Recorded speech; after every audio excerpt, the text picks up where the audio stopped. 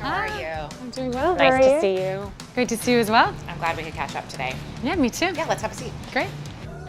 Hi, Freddie. How are you? Good to see you again, Monica. Good How to are see you too. Welcome back.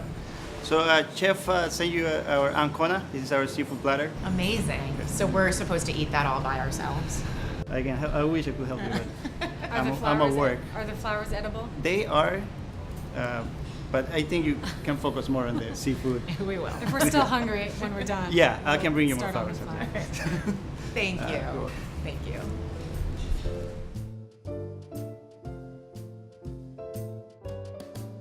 Amy, you're of course known for your unbiased, neutral reporting at Axios, but I have to imagine that the state of play is maybe a little different now over the last 18 months. How would you describe being a journalist right now? I would say the last 18 months, things have changed 180 degrees. I think, of course, the Trump administration has made the media a part of the story, and I think that has complicated our efforts to tell stories in unbiased and accurate ways.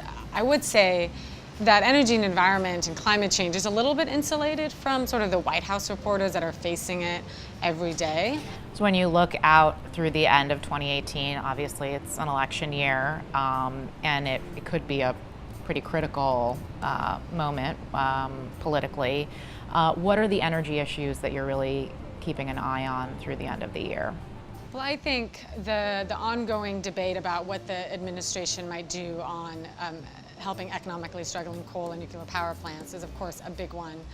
The Energy Secretary, Rick Perry, just said the other day, which I tend to agree, you know, the government has always picked winners and losers. The thing is to pick good and pick smart. Well, of course, good and smart are very subjective words. So how the administration comes down to define that, I think, will be a big thing. I mean, this effort to help coal and nuclear power has been an issue for this administration from the very beginning. So that's one thing I'm watching. And also with the midterm elections, of course, to what degree some Republicans on Capitol Hill, such as Congressman Curbelo, a Republican representing the tip of Florida, he just introduced the first carbon tax bill of a Republican in a decade, which is significant. And his district is also a top target for Democrats to win while they're attempting to take back control of the House. So if he loses, as Democrats take control of the House, I think there'll be more oversight of Trump's anti-regulatory agenda. But you know, this small growing interest among Republicans to address climate change, I think, could be wiped out. What do you think the state of play will be for energy markets if we actually do see nuclear plants shutting down, the plants that have said that they will shut down? How do you think energy markets will look? Well, you know, I think it seems, at least for now, that there's enough electricity to go around, that there won't be blackouts or things like that. I think where it looks like the markets are struggling in terms of providing electricity for consumers is in New England. And that's been a collection of nuclear power and coal plants shutting down over the last couple of decades. So I think that could be, in a couple of years, I think the grid regulator up there has warned about that there could be blackouts in coming years. And that's due in part to not enough natural gas pipeline capacity. So it's just this confluence of factors that are driving concerns up there. I think one big thing that I'll be watching, and I've seen a lot of people in the environmental space pay attention to, is to what degree greenhouse gas emissions go up. We've seen them go up.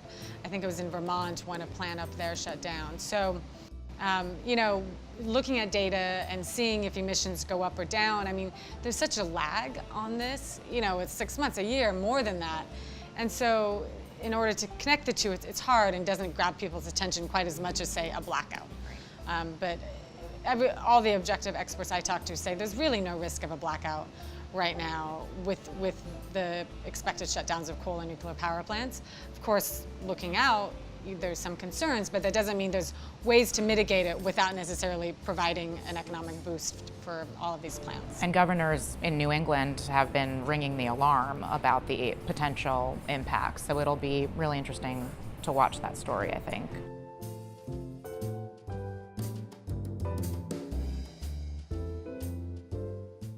Energy and climate issues are so polarized right now. How do you cover them in a balanced way? Well, this is, again, something I think about all the time. And I take feedback, whether it's by email or somebody on Twitter. I take almost all of it to heart and I consider it. I think I try to gather information and talk to experts. For example, if it's on climate change and science, you know, I try to talk to people and learn before I try to go out there and write something. I also think, you know, we live in such a black and white world. Washington is so black and white, and virtually no issues are black and white.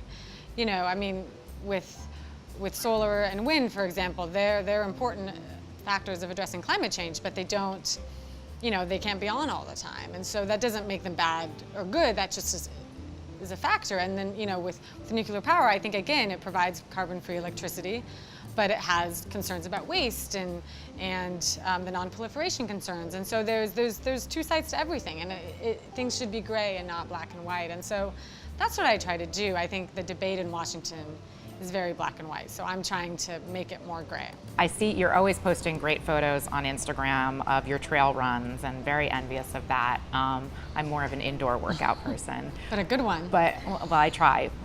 How do you fuel your workouts? Okay, you know, I don't actually carry a lot of food with me, anything really when I run. I think I probably should. But, you know, I do like electrolyte powder and things like that for long runs when it's hot. And then I just eat a bunch of food at the end, whether it's seafood or a hamburger or a big plate of pasta, pretty much anything. That's awesome. Great catching up today. Yeah, I like that. Yeah, thanks for your time. Great to see you. Good to see you too.